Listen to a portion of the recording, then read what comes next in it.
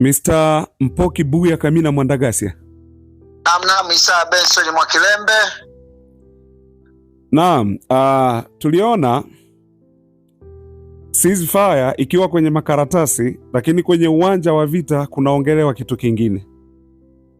Na mpaka sasa tunaambiwa Marekani anaendelea kuishambulia Irani anaendelea kupiga kambi za Marekani, na mwanzo tunakumbuka wanasema alianza kuviolate hiyo ceasefire alikuwa ni Benjamin Netanyahu, huyu waziri mkuu wa Israeli, baada ya kuendelea kuivamia Lebanon ama kuishambulia Lebanon. Na baada ya hapo tukaona taarifa zinatoka kuwa Donald Trump anamshutumu Benjamin Netanyahu. Lakini sababu imekuja ya Donald Trump kwanza kuishambulia Irani baada ya helikopta ile Apache AH-64. Je, unadhani kuwa hiyo ni sababu pekee inayompa uhalali Donald Trump kuendelea kufanya mashambulizi ndani ya Irani, ama kuna sababu nyingine? Mwalimu, kabla ya kuzungumzia swala la Apache, ufahamu tu kwamba Israeli na Marekani ni kitu kimoja, na kauli zao wanachokizungumza kwenye vyombo vya habari sio kile ambacho wanakifanya wakiwa kwenye vikao vyao. Kwa hiyo unataka ufahamu kwamba kama ulivyozungumza, ceasefire kwanza kabisa iliyofanyika ni ceasefire ambayo hatukujua kama Hamas watakuwa sehemu ya hiyo ceasefire. Hatukujua kama pia Hezbollah watakuwa sehemu ya hiyo ceasefire, ama Wahouthi hatukujua kama watakuwa sehemu ya hiyo ceasefire. Utakumbuka vizuri mwalimu kwamba Irani ndio aliyeweka vigezo vyake kwamba tutaingia kwenye makubaliano, lakini washirika wake watakuwa sehemu ya hayo makubaliano. Na mshirika mkubwa aliyewekwa pale alikuwa sio mshirika mwingine zaidi ya Hezbollah, ama Hezbollah kama wanavyomuita, kwamba atakuwa ni sehemu ya hayo makubaliano.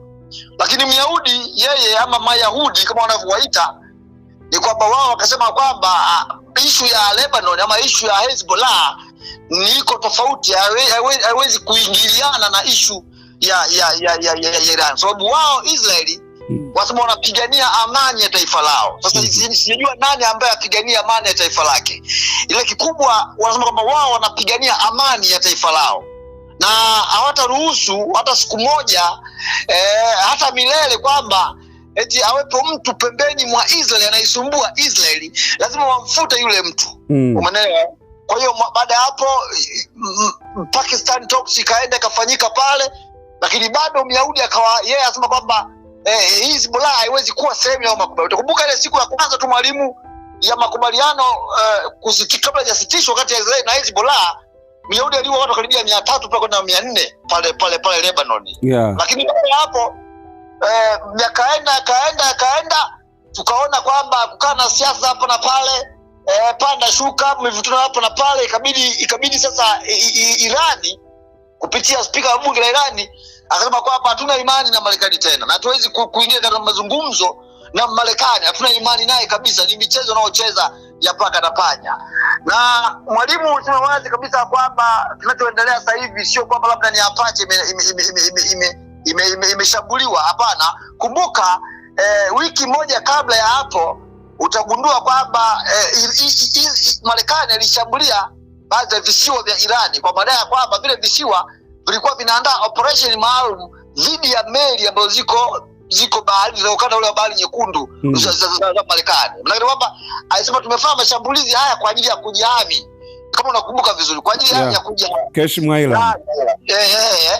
Ni Marekani wanasema kwamba anafanya mashambulizi dhidi ya Irani kwa ajili ya kujihami, kwa sababu waichaona dalili ya kwamba vikosi vya RGC vinajiandaa kushambulia meli za Marekani. Na unakumbuka mwalimu kabla ya hapo ya kwamba baadhi ya drones nyuma kidogo, baadhi ya drones zilipanguliwa. Hizo drones hatujui zilikuwa zimetoka wapi, zile moja kuja kushambulia meli za Marekani, lakini zilipanguliwa. Na ndio hapo Marekani ikachukua maamuzi magumu ya kushambulia hivyo visio, kwamba kuna maandalizi pale hapa na pale ya kushambulia meli za Marekani. Rudi nyuma kidogo mwalimu, nikupe kidogo kwamba kipindi mazungumzo yanaendelea haya ya hapa na pale, ilifika hatua ya sio mazungumzo, zikawa ni barua pepe. Yaani sasa Marekani anatuma barua pepe, Irani barua pepe. yani kabla naongea na kwake mtandaoni, lakini ikafika hatua Mwajemi akaendelea kusisitiza hana imani na Marekani, hana imani na Israeli. Kwa kama ndio hivyo, bora mazungumzo yafe, na wako tayari kuingia vitani, wako tayari yani muda wowote, wakati wowote. Ni kwa ambao alizungumza kiongozi mkuu wa spika wa bunge la Iran. Lakini kama haitoshi, Mwalimu, utakumbuka Trump alikuwa anazidi kusisitiza kwamba wapo mbioni kukamilisha mazungumzo, wako mbioni kukamilisha mazungumzo, na pia kana anajaribu kuhadaa ulimwengu akidai ya kwamba ile nuclear, ile vumbi la uranium la Irani amekuwa kulikabidhi kwa Marekani, lakini ni uongo mtupu. Nakumbuka niwahi kuambia kwamba Kalembe anachozungumza Trump mitandaoni sio kile kinachozungumzwa katika vikao vyao, umeona. Sasa hivi majuzi hiyo helicopter katika ukanda huo wa Oman, nakumbuka kwamba ilipata hitilafu, lakini ilishambuliwa ile helicopter Apache ya kijeshi ambayo inafanya survey katika ukanda huo, na wanajeshi wawili wa Marekani walitumbukia baharini, walikuja kuokolewa kwa madai kwamba waliokolewa na zile drones za baharini ambazo Marekani na drones za baharini ndio ziliokoa wale marubani wa Marekani ambao waliponia chupu kuuawa. Sasa nakumbuka pia hapo vile vile ni kwamba kabla ya hiyo helicopter, lengo kubwa la Trump sio kuishambulia Iran kwa sababu ya helicopter. Trump alishaahirisha kwamba hii swala la helicopter tusishambulie Iran kwa sababu ya swala la helicopter. Isipokuwa waziri wa vita wa Marekani, nani anaitwa yule Mwakilembe? Peter Hegseth. Nani Peter nani? Hegseth. Majina yao hayo wanaunganisha herufi tunashindwa kuelewa vizuri. Waziri wa vita wa Marekani akasema kwamba yani haiwezekani tukae kimya, haiwezekani helikopta ile idunguliwe alafu tukae kimya. Kwa Trump akawa amelazimishwa na maafisa wa Marekani na waziri wa vita kwamba lazima tulipe kisasi dhidi ya Iran. Ndio unaona mashambulizi yakafanyika, mashambulizi ya awamu ya kwanza, tukaamini kwamba yale mashambulizi ya awamu ya kwanza huenda Marekani asishambulie tena, na vivyo hivyo unaambiwa wanajeshi wa RGC 131 waliuawa, na mmoja kiongozi pia mkubwa tu wa vitengo mbalimbali pia aliuawa ndani ya jeshi la Iran. Na Trump akasifu sana kwamba ni mashambulizi makubwa na tutafanya mashambulizi mengine tena. Lakini baada ya hapo Mwajemi akalipa kisasi, akashambulia kama kawaida yake. Akapiga nadhani ni Bahrain, akapiga nadhani Jordan, akapiga nadhani ni Qatar, ni Kuwait. Umeona, akapiga vibaya mno pale, na tukaona pia baadhi ya wanajeshi wa Marekani wamejeruhiwa wa kutosha katika ukanda ule. Tukaamini kwamba itakuwa ni titi for tati, kwa sababu Marekani amepiga na Mwajemi amepiga vile vile. Kwa hiyo tukaamini imeisha. Lakini baada ya hapo Trump akadai kwamba kipigo ambacho amekitoa jana dhidi ya Iran atakitoa tena leo. Kwa hiyo kwa mkia leo tena visima vya mafuta vile, sio vya mafuta, visima vya maji. Unajua wazo na visima vya maji, zile depo za maji ambazo kusini mwa Irani zikashambuliwa vibaya mno na nani? Na Marekani. Na pia hivyo hivyo Mwajemi naye hakukaa kimya, naye akalipa kisasi vile vile.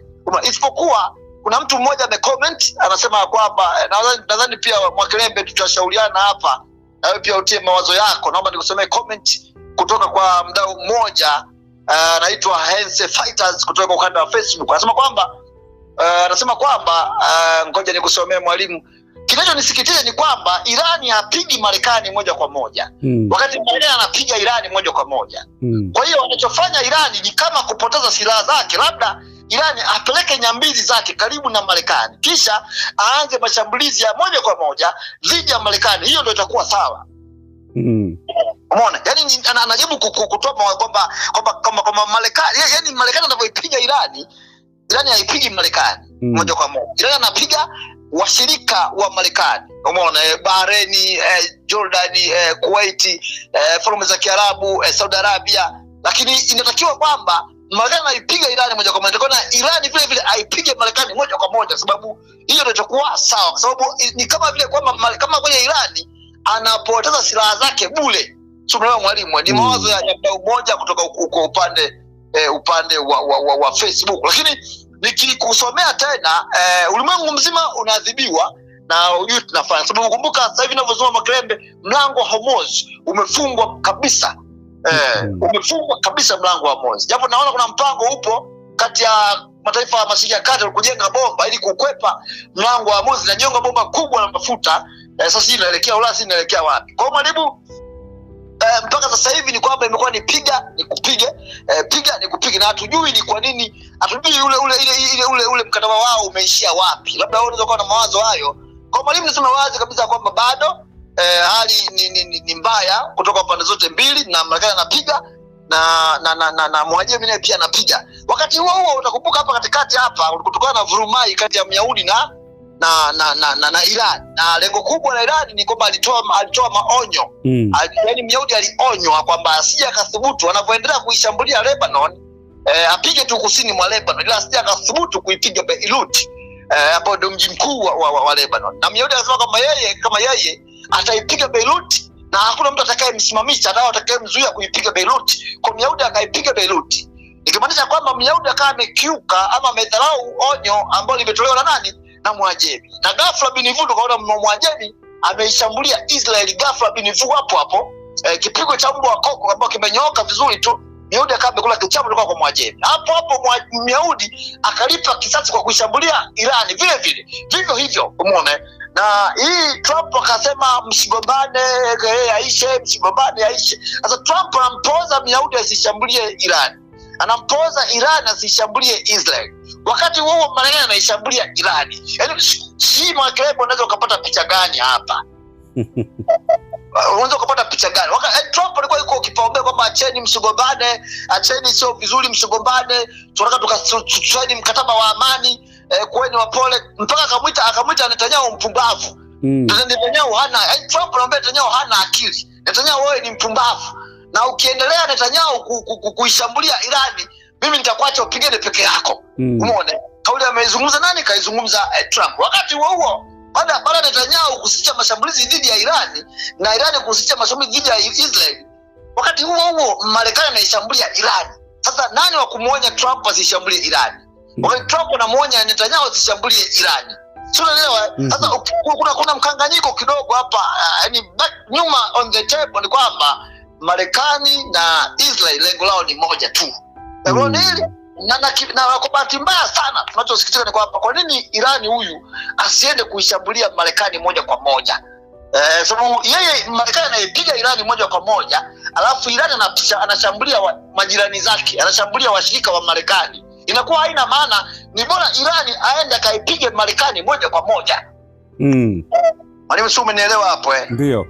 Unataka katika misingi ya namna. Kwa Makrebe bado ni kizungumkuti. Bado hali ni mbaya kwa sababu ukiangalia mlango ndio umefungwa mazima, na Trump ndio huyo anatamka hili haieleweki.